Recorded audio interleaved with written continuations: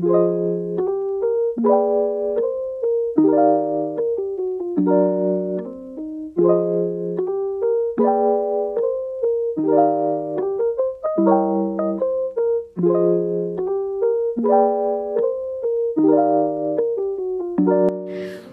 পর আপনার সাথে একটা সময় করে দেখা হওয়া গেল। তো ম্যাম কেমন আছেন আপনি? ভালো আছি, তুমি কেমন আছো? একদম চলছে ম্যাম। ম্যাম একটা জিনিস আমি একটু আপনার সাথে আলোচনা করি ম্যাম, যেমন 1 সেপ্টেম্বর আসছে, যেটা হচ্ছে PCOS ডে নিয়ে।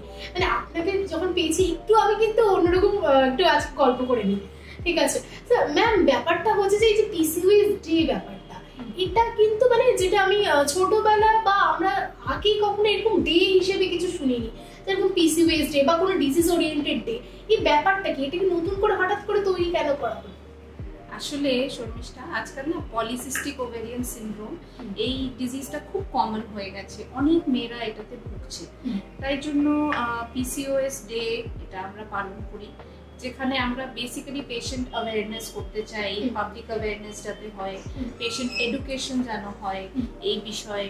আর যত বেশি এডুকেশন হবে, যত বেশি মেয়েরা এর বিষয়ে জানবে, তত তাড়াতাড়ি ওনারা ডায়াগনোজ হবেন এবং তার ট্রিটমেন্ট নিতে পারবেন। তো PCOS মেইনলি না আজকালকার লাইফস্টাইল আমাদের যেরকম হয়ে গেছে, সেই কারণেও কিন্তু PCOS হচ্ছে।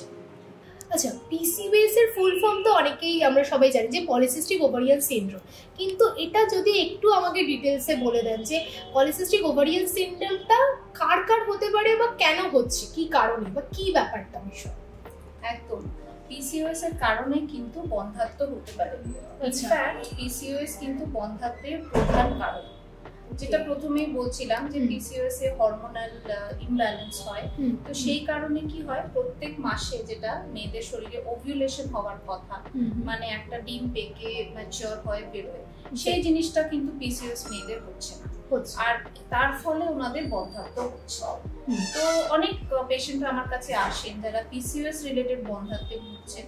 তাদের কিন্তু আমি একটাই উপায় বলি যে সব থেকে আগে কিন্তু লাইফস্টাইল চেঞ্জেস করতে হবে, সঠিক ডায়েট মেনটেন করতে হবে, এক্সারসাইজ করতে হবে, আর এর সাথে সাথে তো অনেক রকমের মেডিসিনাল ট্রিটমেন্ট আছে। তো মেডিসিন কিছু নিলে ওনারা কিন্তু PCOS এর সিমটমস থেকে রিলিফ পাবেন। আর বন্ধ্যাত্বের তো অনেক রকমেরই ট্রিটমেন্ট এখন আছে অ্যাভেলেবল। তো PCOS মেয়েরা বন্ধ্যাত্বের ট্রিটমেন্ট নিয়ে কিন্তু এখন মা হতে পারছে। আচ্ছা শর্মিষ্ঠা, তুমি তো ডায়েটিশিয়ান, এবার এখান থেকে তুমি আমার জন্য একটা হেলদি খাবার সাজেস্ট করো। Sure ma'am, fine. আমি খাবারগুলো তো এসে গেছে শর্মিষ্ঠা, খুব ভালো অর্ডার করেছো।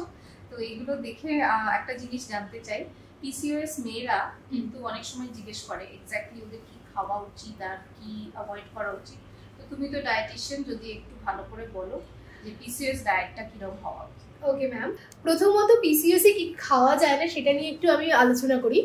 PCOS এ মেইনলি আমি যেটা বলি যে রিফাইন্ড জাতীয় কোনো রকমের অয়েল বা রিফাইন্ড যে খাবারগুলো আছে সেগুলো একদমই বাদ দেওয়া দরকার। রেড মিট কাইন্ড অফ জিনিস খাবেন না, অ্যান্ড সবসময় এড়িয়ে চলবেন হচ্ছে কিছু অনেকে বেভারেজেস কিছু পছন্দ করে যেগুলো সুগার ওরিয়েন্টেড বেভারেজেস। অনেকে ভাবে যে একটু বিয়ার খাই, তো বিয়ার ধরনের কোনো বেভারেজেস থাকলে সেগুলোকে অ্যাভয়েড করার জন্য। সুগার সিরাপ অ্যাডেড কিছু বেভারেজেস থাকলে সেগুলোকে এড়িয়ে চলতে আমি খুব বেশি বলি। প্যাকেট ফুড কিছু থাকলে সেগুলোকে এড়িয়ে চলতে বলি।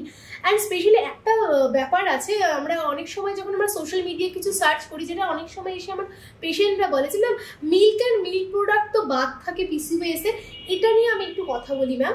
প্রথমত মিল্ক অ্যান্ড মিল্ক প্রোডাক্ট বাদ থাকে, সেটা কিন্তু খুব একটা আমি PCOS এ বাদ বলে আমি খুব একটা দিই না। যখনই আমি পার্সোনালাইজড কোনো ডায়েট প্ল্যান রেডি করি ফর PCOS পেশেন্ট, সেক্ষেত্রে দেখা যায় যে অনেকের ভাইটামিন D3 ডেফিসিয়েন্সি, অনেকের আর্থারাইটিসেরও সমস্যা আছে, অল্প বয়সে 25 to 30 ইয়ার্স ওল্ড, তারা বলছে যে আমাদের হাঁটুর সমস্যা, মানে হাঁটুতে ব্যথা হচ্ছে বা জয়েন্ট পেন রয়েছে। তো তখন দেখা যায় যে ক্যালসিয়ামের ডেফিসিয়েন্সি বা ভাইটামিন D3 ডেফিসিয়েন্সি।